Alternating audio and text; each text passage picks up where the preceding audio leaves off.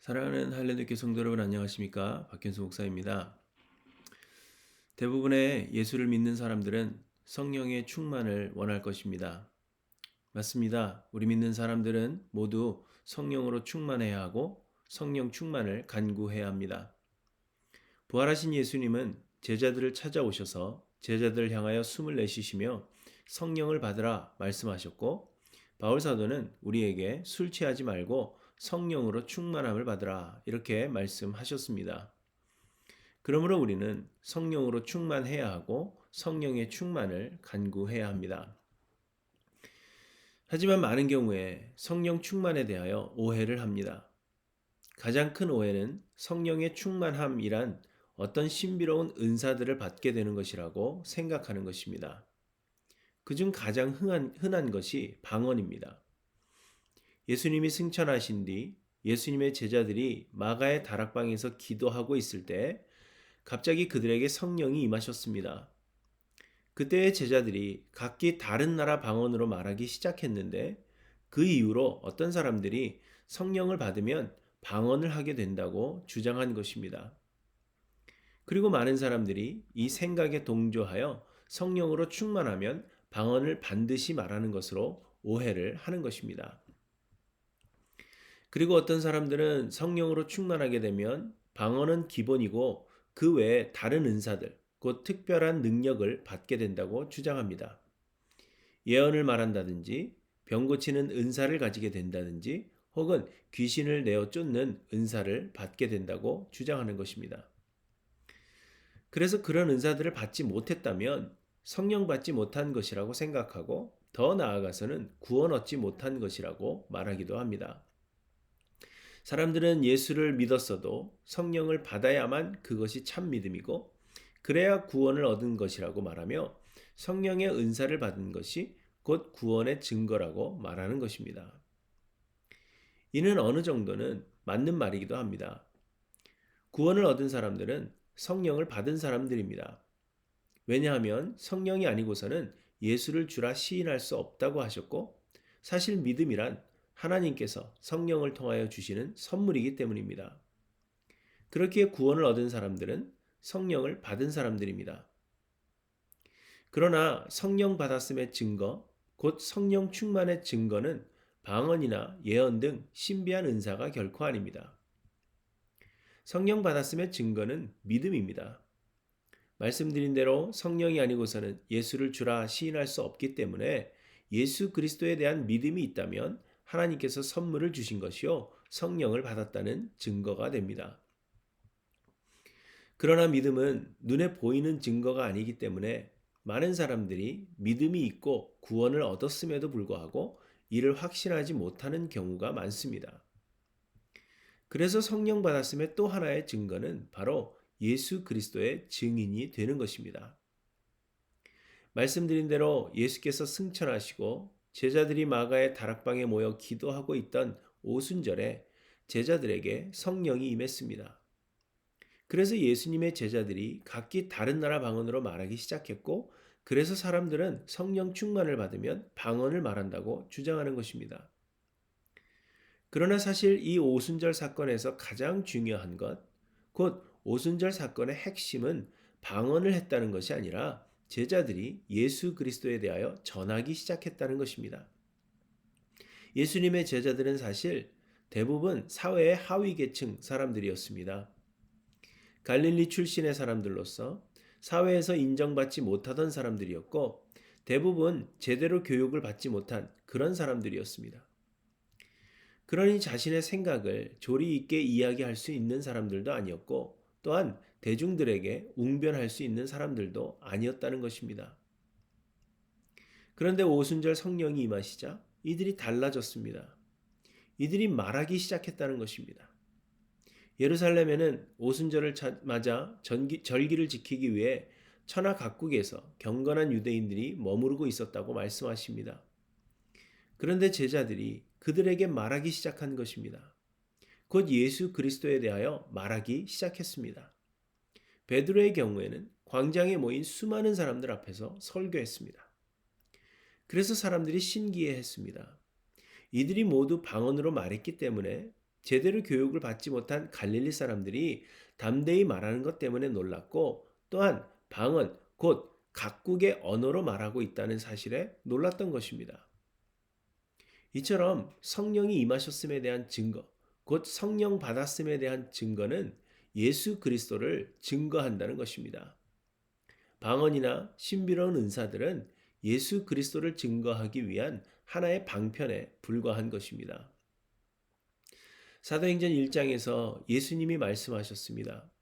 오직 성령이 너희에게 임하시면 너희가 권능을 받고 예루살렘과 온 유대와 사마리아와 땅 끝까지 이르러 내 증인이 되리라 하셨습니다. 여기서 이미 예수님께서 말씀하시기를 성령이 임하시면 예수 그리스도의 증인이 된다고 말씀하신 것입니다. 곧 성령의 임재 그리고 성령 충만함의 증거는 예수 그리스도의 증인이 되는 것이라는 말씀입니다. 그러나 여전히 많은 사람들이 성령이 임하심으로 인한 증거로 어떤 신비로운 은사, 능력을 사모합니다. 그리고 이는 자신을 더 경건하게 보이고 자신을 드러내려고 하는 욕심에서 비롯된 경우가 많습니다. 혹은 이런 능력들이 세상을 사는데 좀 더 편하게 해준다고 믿기 때문이기도 합니다. 가끔 부흥회나 성령 집회 등에 가게 되면 강사가 성령 받고 싶은 사람, 방언하고 싶은 사람들을 앞으로 초대할 때가 있습니다. 그럴 때 수많은 사람들이 앞으로 나가 머리를 조아리고 심지어는 믿은 지 오래된 교회의 장로들도 앞으로 나가 머리를 조아리는 것을 보면서 안타까움을 금할 수가 없습니다. 성령 받고 싶은 사람을 초대할 때에는 많이들 응하는데 예수의 증인으로 살고자 결단하는 사람들을 찾아보기는 힘들기 때문입니다. 성령 받고 싶은 만큼 예수의 증인 되기를 소원하는 사람이 과연 얼마나 될지가 궁금합니다. 사랑하는 성도 여러분, 저는 우리 하일랜드 교회 모든 성도님들이 성령으로 충만하기를 원합니다. 그런데 이는 어떤 특별한 은사를 받기를 원하기 때문이 아니라 우리 모두가 예수 그리스도의 증인의 삶을 살기를 원하기 때문입니다. 예수를 구원주로 믿는 모든 사람들 안에는 이미 성령께서 거하고 계십니다. 이제는 예수 그리스도의 증인의 삶을 살기를 소원하며 성령의 충만을 간구하시는 하일랜드 교회 모든 성도님들 되시기를 간절히 소원합니다. 주님의 성령 내게 임하니 나의 마음 뜨거워 주를 전하고 싶네. 주님의 사랑 내게 넘치네. 나의 생명까지도 주께 드리고 싶네.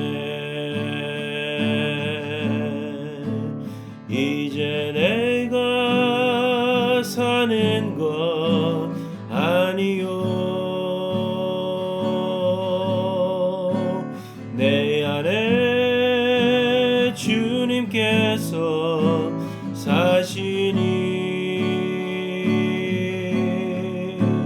나의 소유 나의 생명 나의 모든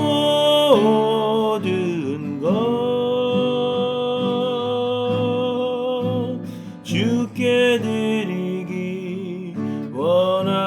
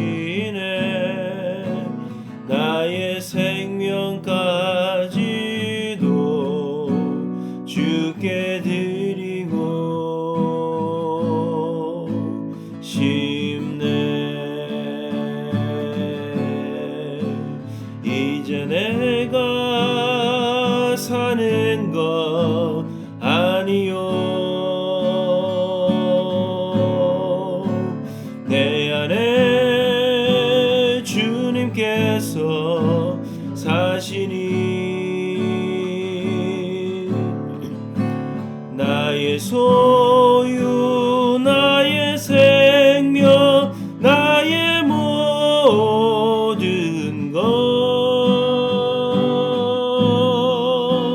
주께 드리기 원합니다.